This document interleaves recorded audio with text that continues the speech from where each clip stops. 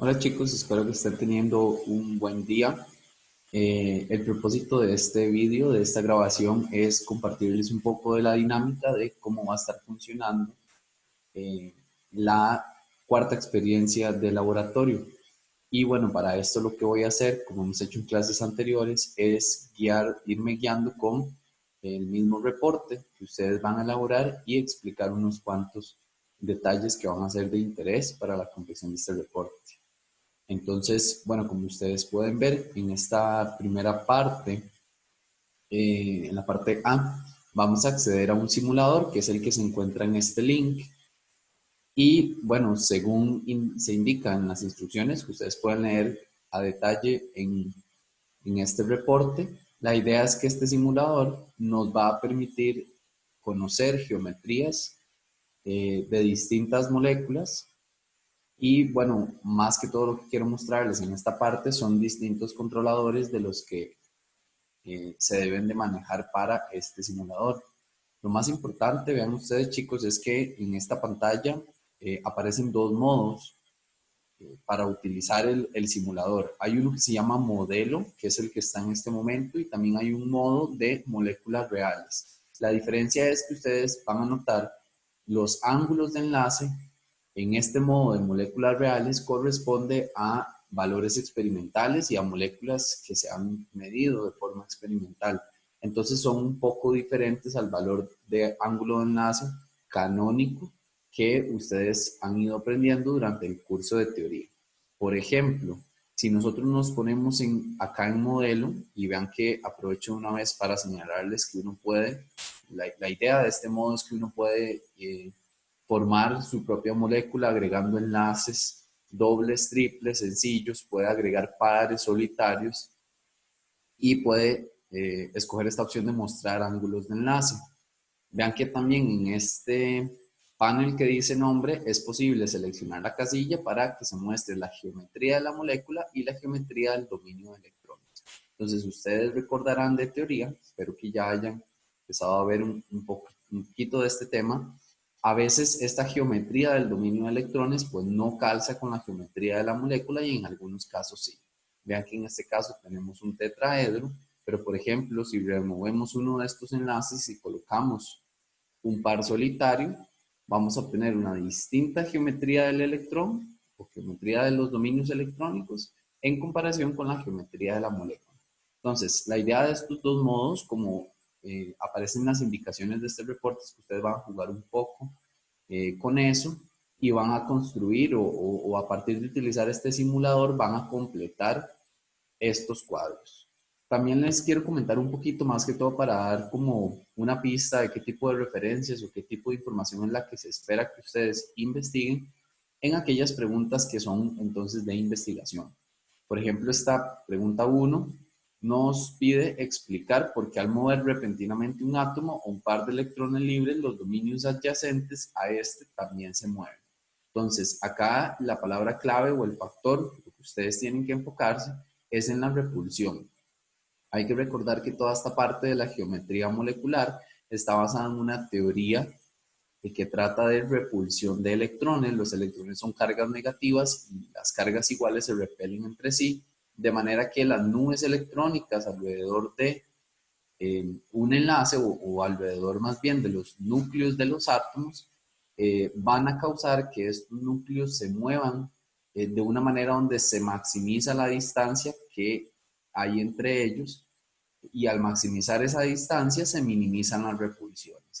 Entonces, de esto, de acercar este tema, que como les digo, espero que ya lo estén viendo un poquito en el curso de intensiva teoría, y si no, cualquier cosa me pueden consultar por una referencia. Estos temas están generalmente bien explicados en los libros de texto de química general. Entonces ustedes ahí pueden hacer lectura de alguno de esos libros, específicamente este capítulo, esta sección, y bueno, ampliar un poquito el conocimiento en esta parte.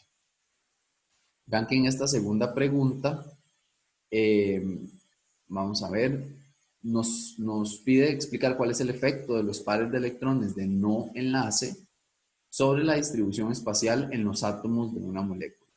¿Okay? Entonces, acá nuevamente tiene que ver con esta repulsión. Básicamente es que los pares enlazantes no se repelen entre sí tanto como, o más bien, estos pares enlazantes, se, los pares de electrones no enlazantes, es decir, estos que no están formando enlaces, se repelen entre sí nuevamente porque son cargas negativas, pero esto causa entonces un ligero acercamiento de aquellos pares que son enlazantes, es decir, de los que sí están participando de enlaces.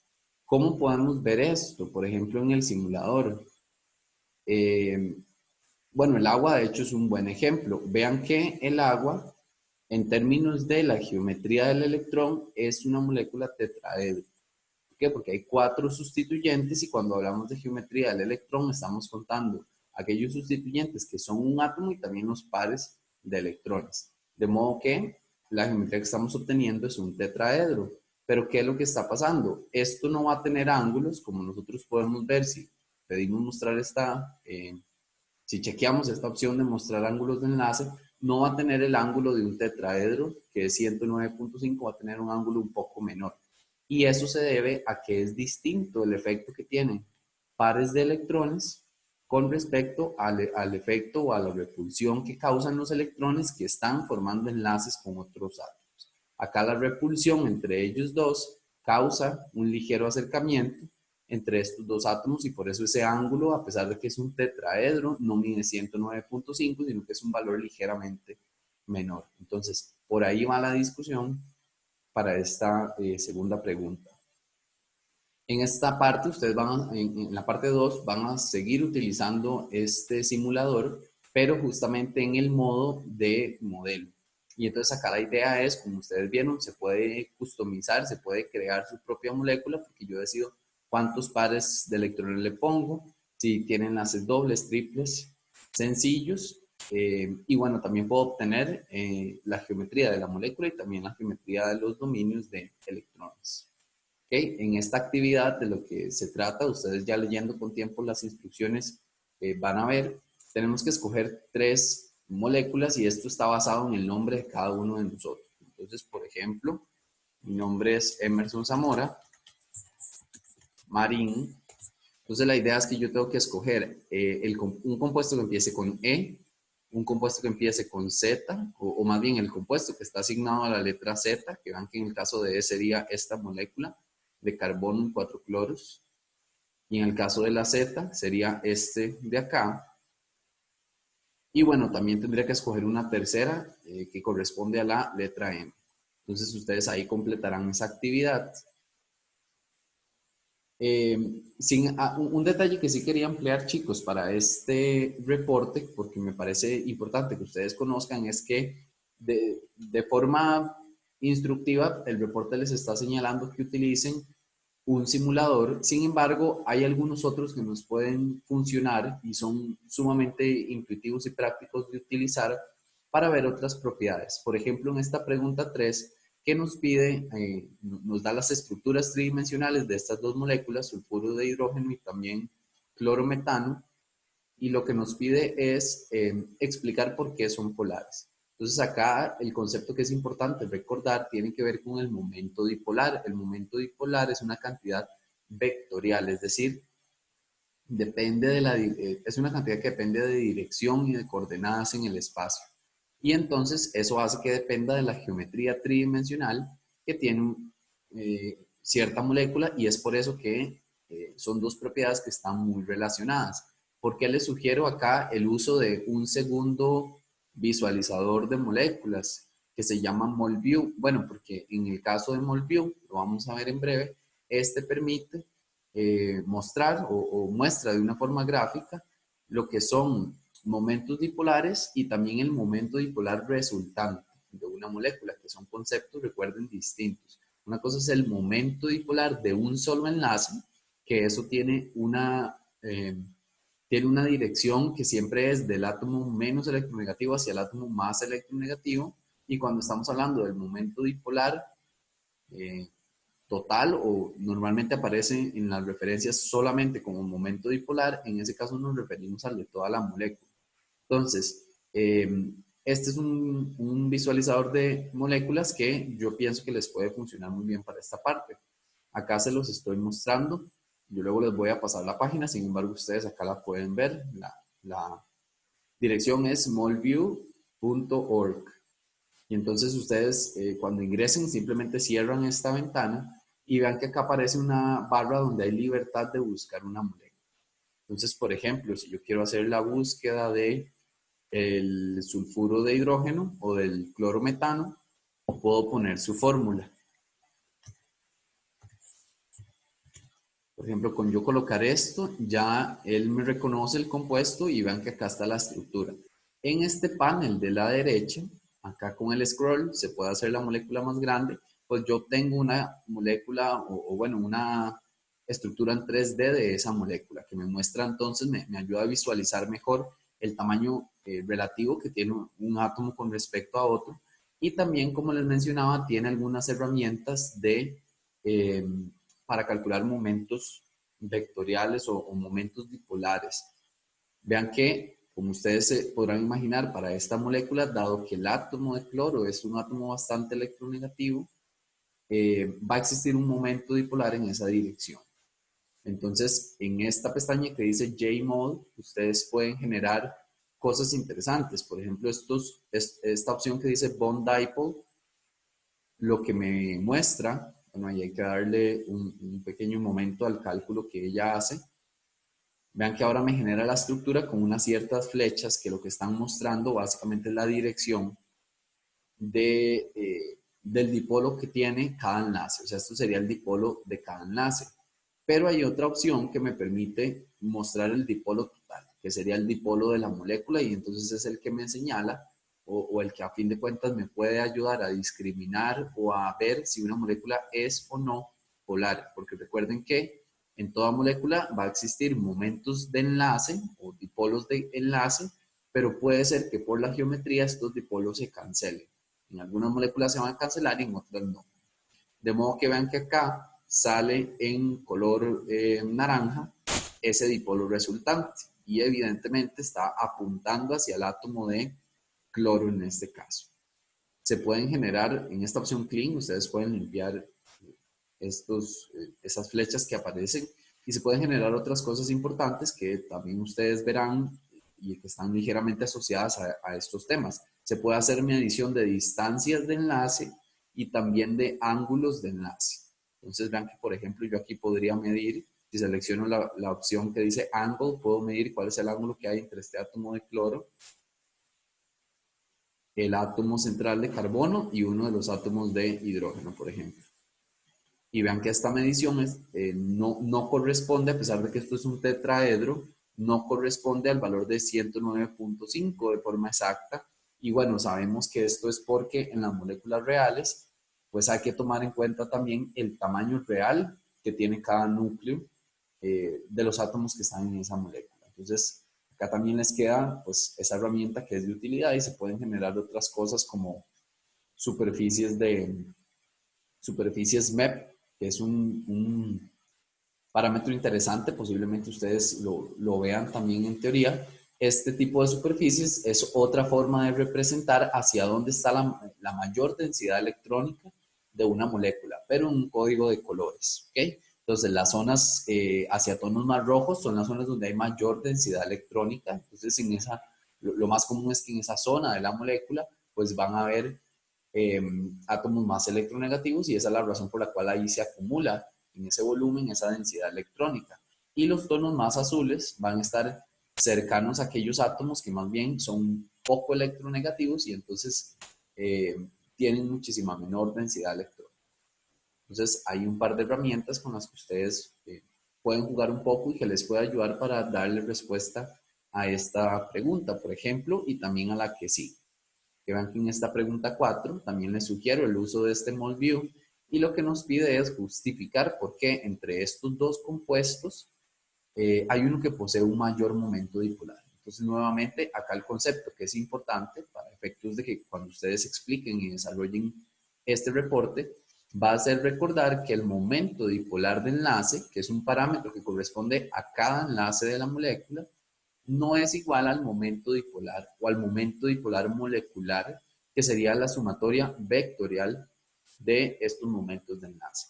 ¿Y por qué no es igual? Bueno, por lo mismo que decíamos que cada enlace va a estar compuesto por dos átomos, uno de ellos va a ser más electronegativo en la gran mayoría de casos, entonces eso va a causar un momento en el enlace.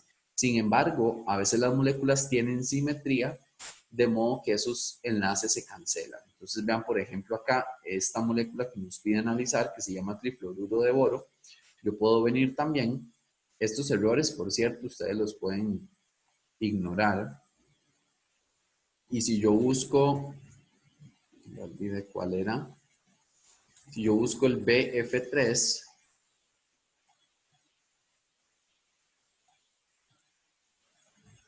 vean ustedes, acá ya se me genera pues esa estructura tridimensional. Y bueno, según las reglas que ustedes ven para predecir las geometrías, podemos conocer que esto es una molécula trigonal plana. Entonces, en términos de los dipolos, ¿qué está pasando? Si venimos acá a la opción de bond dipoles, lo que vamos a generar es, bueno, en este caso no se generó, eso es un detalle importante. El programa para aquellas moléculas que no presentan realmente un dipolo, rara vez pues genera esos dipolos. Entonces, por ejemplo, lo voy a intentar nuevamente, aunque me parece que para esta no lo va a generar. Sí, en este caso pues no se genera un dipolo. Hay algunas moléculas, realmente lo que les quería mostrar es que hay algunas en las que sí se va a generar, por ejemplo, los dipolos de enlace, pero si le doy a la opción de overall dipole, no me va a salir porque no va a haber un dipolo resultante. Entonces eso es algo que ustedes pueden explorar un poco de manera más visual con esta herramienta y les puede ayudar para contestar esta pregunta. En el caso de la pregunta 5, chicos, acá sí va a ser muy importante esta parte de hibridación, que igual es un concepto muy relacionado con este tema de geometría molecular. Tanto así que justamente lo que se pide contestar en esta pregunta 5 es que cuál es la relación entre la geometría de las moléculas cuyo átomo central pertenece al periodo 2. Y acá lo que va a ser importante recordar para formular esta respuesta es que la hibridación es una invención matemática que permite explicar la forma tridimensional real que tiene una molécula. ¿Okay? Porque si pensamos solamente en orbitales atómicos, estos orbitales atómicos no tienen una forma adecuada, no se pueden trasladar de forma adecuada en el espacio. Y entonces creamos un concepto de hibridación que nos habla de una mezcla de estos orbitales y entonces ahora tengo nuevos orbitales que ya no son los orbitales de un átomo, sino son los orbitales de la molécula como un todo y estos tienen diferente forma. Y esa diferente forma es la que explica las distintas geometrías. Entonces, acá ustedes, otra vez, leyendo del libro de texto, por ejemplo, pueden ampliar un poquito con respecto a este concepto. Y bueno, para la pregunta 6, la palabra clave acá va a ser traslape. Cuando se estudia los enlaces sigma y los enlaces pi, otra vez desde un punto de vista de orbitales moleculares o de la teoría de hibridación, lo que nos damos cuenta es que cuando está sucediendo un enlace sigma, los orbitales que se traslapan no son los mismos que cuando se está formando un enlace pi. Y entonces tiene que ver otra vez con una cuestión tridimensional que tanto se sobreponen uno sobre otro estos orbitales para de esa forma crear un cierto traslape y al final es ese traslape el que resulta en una menor energía potencial y permite la formación del enlace. Entonces, otra vez mi recomendación para estas preguntas es, si estos temillas están, ustedes los consideraron un poco escuetos en el curso de teoría, lo que pueden hacer es ampliarlo un poco más, que es parte del propósito y de los objetivos del curso de laboratorio, ¿verdad? Ampliar y profundizar los conocimientos que se ven en el curso de teoría. Entonces, por ahí les dejo como esa pista. Más que todo lo que quiero hacer, evidentemente, es no les voy a dar la respuesta completa, es más bien darles como un keyword, una palabra clave que les permita a ustedes dirigir mejor la pregunta, ¿verdad?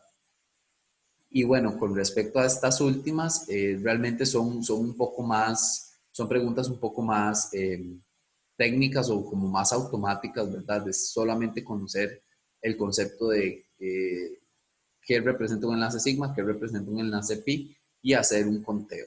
Acá lo que sí tienen que tener cuidado es de leer bien la indicación para responder con respecto a aquellos átomos que son los que están enumerados, ¿verdad?